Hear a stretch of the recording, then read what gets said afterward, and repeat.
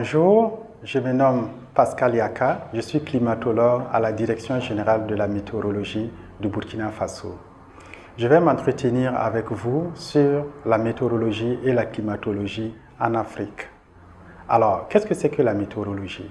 La météorologie est tout simplement l'étude du temps à court terme dans une zone déterminée. C'est en fait l'étude de l'état physique de l'atmosphère dans une zone bien déterminée à un moment précis.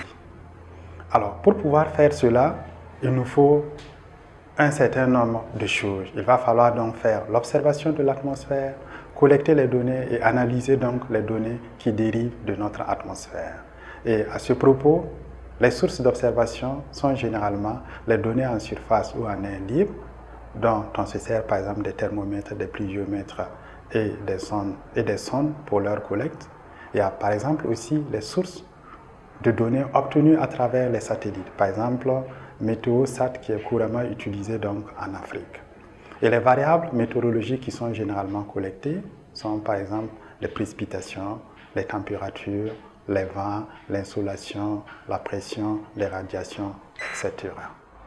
L'analyse de ces différentes variables météorologiques vont généralement donc nous permettre de faire de la prévision météorologique sur le temps à venir, généralement à court terme. Et ces prévisions météorologiques vont généralement servir, par exemple, à la protection civile, notamment la préservation des vies humaines face aux extrêmes météorologiques tels que les vents violents, les ouragans, la foudre, la grêle. Les prévisions météorologiques vont également servir dans le domaine du transport, par exemple pour ce qui est du transport aérien, pour la planification des vols, les avis de décollage et d'atterrissage, où on fera par exemple des prévisions sur les cisaillements de vent, la nébulosité, la visibilité, la turbulence de l'air.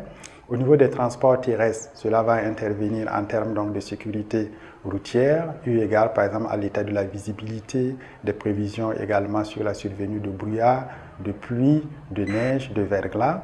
Au niveau de la mer, alors il y a par exemple les prévisions de la houle qui sont issues en fait des vents forts qui engendrent des vagues géantes, et également la protection par exemple des biens au niveau de la mer, notamment pour ce qui est de l'exploitation gazière et pétrolière, et aussi pour notre confort quotidien et également pour la réalisation de certains loisirs, par exemple pour ce qui est de l'athlétisme, il y a la température extrême qui peut jouer, par exemple pour le tennis, il y a l'humidité relative qui peut jouer, le cyclisme, les sports équestres, les sports en air libre, par exemple les épreuves à eau vive, toutes ces épreuves-là sont souvent liées aux conditions de temps et la prévision météorologique nous aide donc à pouvoir mieux les planifier et mieux les réussir.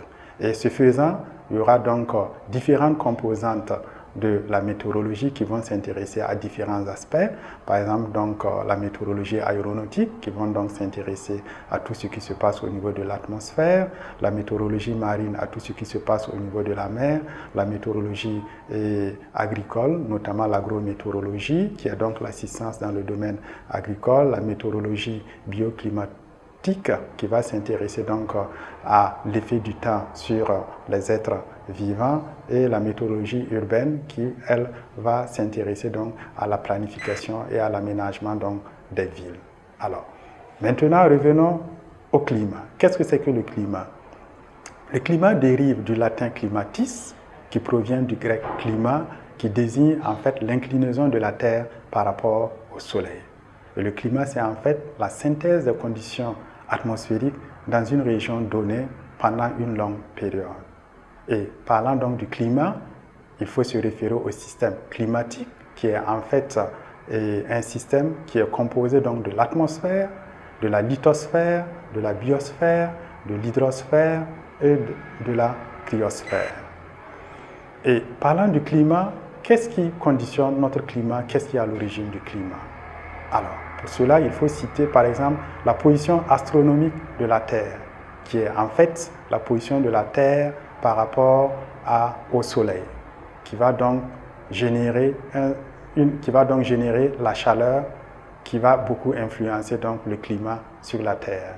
Et à la rotondicité de la Terre, le fait que la Terre est par exemple, le fait que la Terre est un géoïde, donc légèrement aplati au pôle, cela va entraîner donc une répartition différentielle du rayonnement solaire.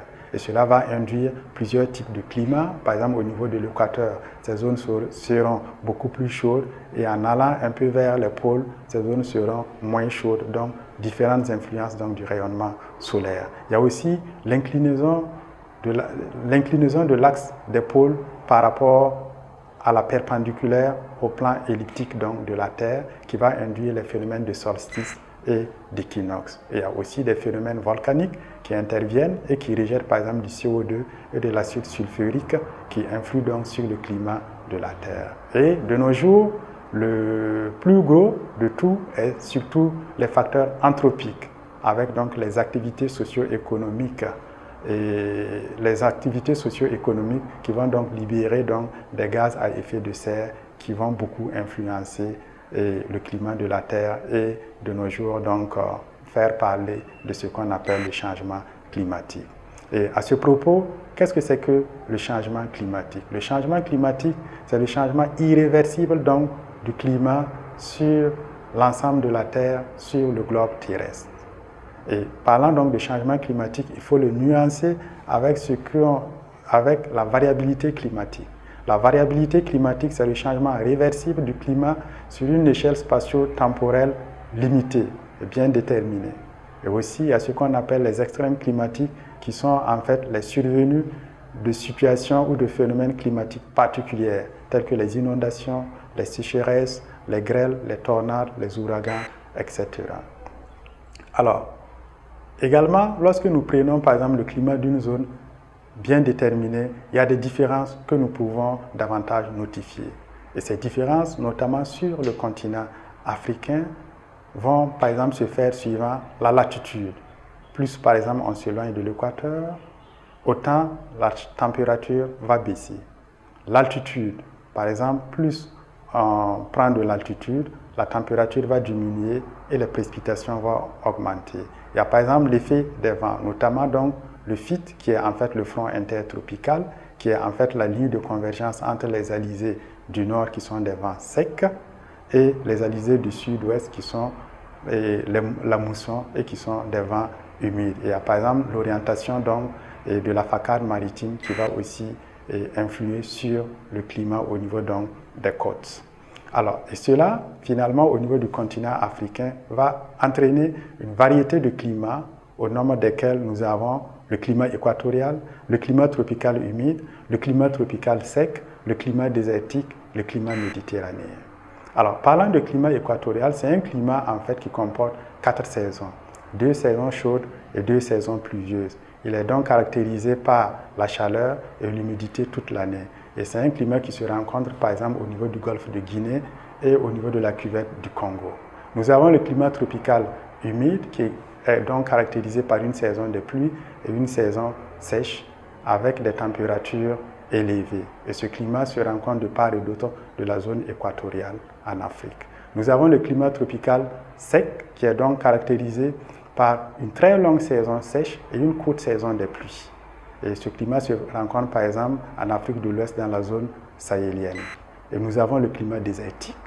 C'est ce qui prévaut par exemple dans les régions désertiques telles que le désert du Sahara, le désert du Kalahari, qui est caractérisé par une sécheresse extrême, de très fortes températures et de très fortes amplitudes thermiques.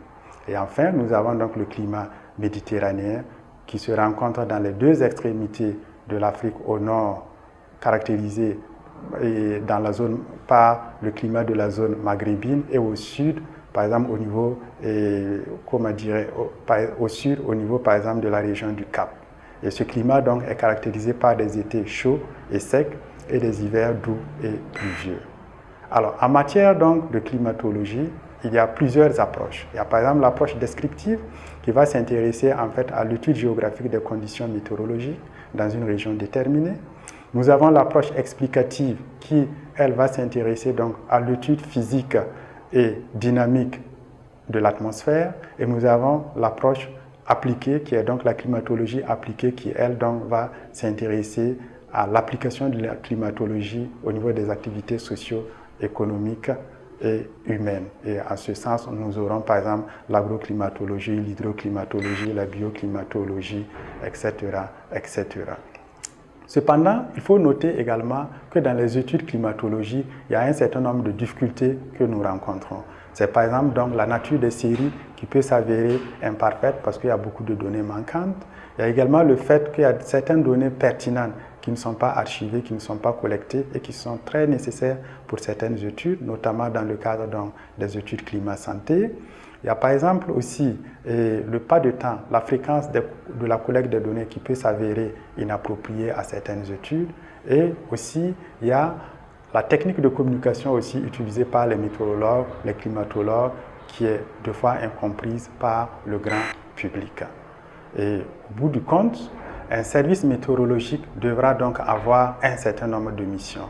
Et au nombre de ces missions, devoir collecter et archiver les données, constituer une banque de données météorologiques, climatologiques et veiller donc à la mise à jour, traiter les données pour faire ressortir les informations appropriées et compréhensibles qui devront donc être diffusées au public et aux décideurs, proposer également des stratégies en matière d'adaptation et d'atténuation au changement climatique, publier et partager donc les savoirs qui sont élaborés, communiquer convenablement pour permettre au public de pouvoir utiliser correctement les informations météorologiques et gérer très bien le réseau et les stations météorologiques pour avoir des données appropriées qui permettent de faire des études convenables et également donc assister donc à des programmes internationaux pour pouvoir partager les données, le savoir, afin donc de promouvoir cette science météorologique qui de nos jours